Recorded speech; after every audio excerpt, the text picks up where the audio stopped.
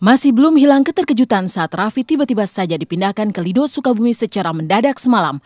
Tak lama kemudian setelah Raffi dibawa masuk ke dalam gedung UPT Rehabilitasi BNN, tiba-tiba terlihat juga Wanda Hamidah.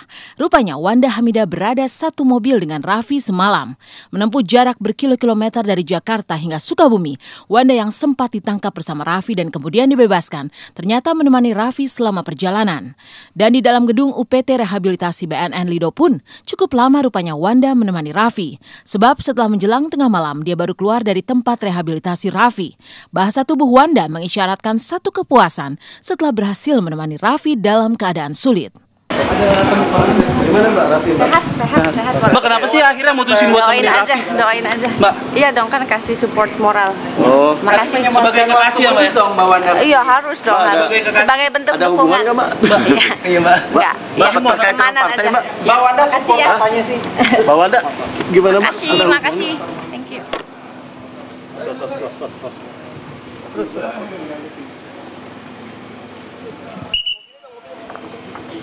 Dari sekian banyak artis yang dekat dengan Raffi dan sering datang menjenguknya di kantor BNN, kemarin hanya Wanda yang ikut mengantar Raffi.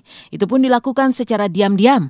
Tak hanya mengantar, bahkan Wanda rupanya ikut menemani Raffi di tempat rehabilitasi hingga jelang tengah malam. Seperti ada sesuatu yang menarik Wanda ke Lido kemarin. Boleh jadi itu rasa cinta atau bahkan sudah ada jalinan cinta di antara mereka. Toh tak bisa dipungkiri ketika Raffi digerebek di rumahnya saat subuh, Wanda ada di sana.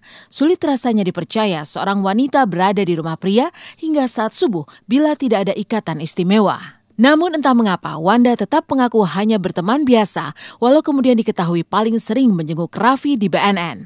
Dan kemarin tiba-tiba beredar foto Wanda yang menyandarkan diri dengan hangat ke tubuh Raffi di jejaring sosial. Melihat foto itu seolah makin memperkuat spekulasi soal kedekatan hati mereka. Hubungan pertemanan yang pasti nggak bilang-bilang teman-teman wartawan kalau jenguk. Ih mau tahu banget ya aja. Ya telepon-teleponan tiap hari melalui penyidik ya gitu.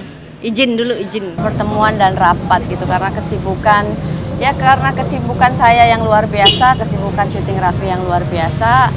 Kita memutuskan untuk bertemu, kebetulan banyak teman-teman untuk kita ingin mengajak mereka sama-sama untuk bicara pada pagi hari itu. Ya mungkin ya ini pembelajaran buat saya, mungkin lain kali kalau ketemu nggak usah pagi-pagi deh, siang-siang aja. Foto Wanda yang menyandarkan tubuhnya ke tubuh Raffi di mata psikolog Lita Gading memiliki makna tersendiri bagi Wanda. Bahasa tubuhnya di foto itu tak bisa berdusta akan perasaannya terhadap Raffi. Tidak berlebihan kalau Wanda ingin mengambil celah dari kesendirian Raffi untuk menggantikan posisi Yuni Syara. Binar matanya tak mampu mengingkari hasratnya terhadap Raffi. Dari foto itu Lita Gading juga membaca hasrat itu baru datang sebelah pihak, yakni dari Wanda. Sedangkan Raffi masih terlihat dingin dan stres. Tetapi bila pendekatan Wanda begitu gigih, bukan tidak mungkin akhirnya Raffi akan bertekuk lutut kepada Wanda. Bahasa tubuhnya Raffi sih tetap masih mukanya, wajahnya itu masih dalam keadaan yang memang masih dalam tekanan ya, stres, masih tetap stres. Tapi kondisi posisi seperti ini malah justru kaku karena dianggap ada yang menyandar gitu, yang ketidaknyamanan justru ini loh. Bukan berarti dia happy loh disandarin begini. Tapi sebaliknya kalau ini malah justru happy banget. Yang perempuan ini malah kayaknya tanpa beban dia nyelendot di situ gitu loh. Maksudnya menyandar di situ. Jadi seakan-akan kayak sudah pernah berhubungan lama gitu sama dia gitu, atau memadu kasih gitu, enggak. Kalau Raffinya sih sendiri flat. Enggak ada rasa sayang. Maksudnya gambaran cinta itu nggak ada. Mungkin dia juga mau bilang, aduh jangan nyandar gitu juga kayaknya nggak mungkin kan. Seorang laki-laki kan juga menghargai wanita gitu loh. Tapi di sini itu kekakuan tuh terlihat sekali. Jadi tidak nyaman dia disandarin begini. Ya sebaliknya kalau perempuan ini sih iya, dia cinta, dia suka. Binar cintanya itu ada, matanya ada. Dari awal juga ada. Dia suka, mungkin dia suka mau PDKT gitu loh. Tapi kan sekarang Raffi jangan dimanfaatkan dalam kondisi yang lagi labil ini gitu loh. Istilahnya gini ya, kalau seseorang siapapun itu pada saat dia dalam terguncang kelabilan, dia masuk ada celah untuk masuk ke dalam satu hati ya istilahnya. Itu bisa saja terjadi ada sedikit pelampiasan. Artinya begitu.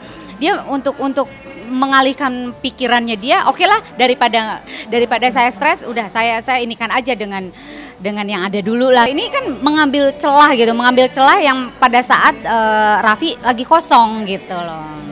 Wanda sepertinya rela melakukan apa saja demi Raffi, seperti menempuh jarak berkilo-kilometer ke Lido, Sukabumi untuk menemani Raffi.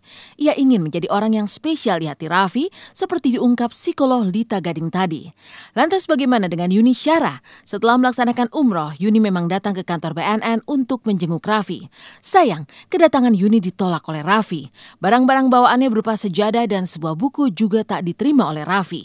Tapi siapa sangka, sebelum itu, tepatnya saat umroh, nama Raffi terucap dalam doanya di tengah isak tangis dan derai air matanya di depan Ka'bah.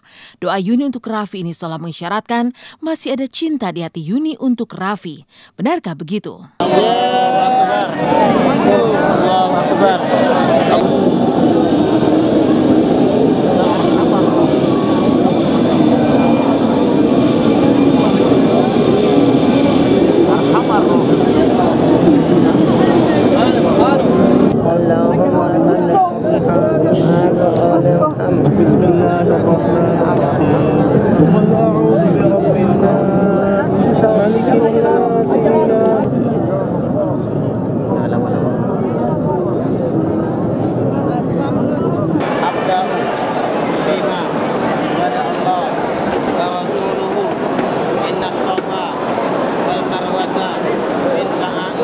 Nama Raffi juga ikut disebut dan didoakan. Oh iya, sejak dari Madinah kan saya juga mendoakan dia gitu. Di sini juga mendoakan dia gitu. Walaupun bagaimanapun juga, walau saya sudah tidak bersama Raffi, artinya hubungan kami tidak sebagai kekasih lagi, sudah 4 bulan yang lalu. Saya tetap mendoakan juga yang terbaik, semoga masalahnya cepat selesai, semoga dimudahkan segala urusannya, semoga dia bisa cepat mengambil hikmah dari kejadian-kejadian ini gitu loh. Karena Gusti Allah tuh memberikan masalah sesuai takaran setiap umatnya. Sebagai orang yang pernah ada di hati Raffi dan mengisi hari-hari indahnya, Yuni mungkin sempat kecewa ketika Raffi menolak dia temui. Namun sebagai wanita matang, ia mencoba berusaha memahami sikap mantan kekasihnya itu.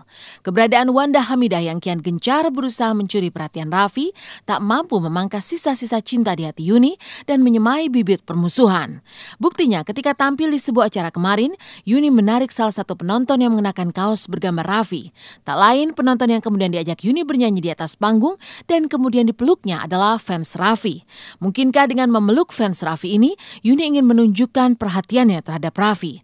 Atau ada perasaan lain yang dirasakan Yuni? Entahlah, karena Yuni langsung menuju ke mobilnya begitu turun panggung.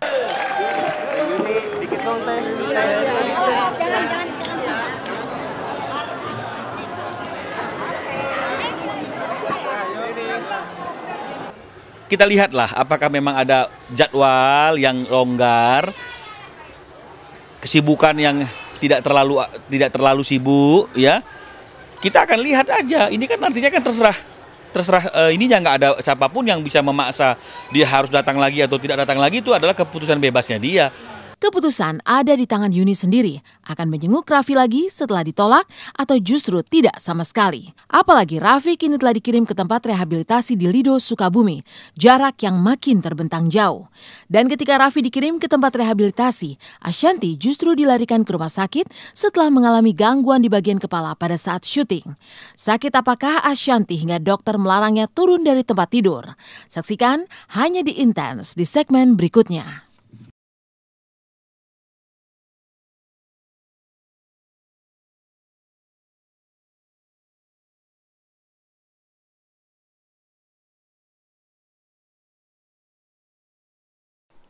Bila Raffi Ahmad dilarikan ke Lido Sukabumi untuk menjalani rehabilitasi, maka lain halnya dengan Ashanti. Istri Anang Hermansyah ini tiba-tiba harus dilarikan ke rumah sakit. Tergolek tak berdaya, Ashanti harus menjalani perawatan serius. Sakit apakah sesungguhnya Ashanti? Benarkah ia terkena radang selaput otak? Lantas, seperti apakah kekhawatiran Anang Hermansyah melihat kondisi istri tercintanya?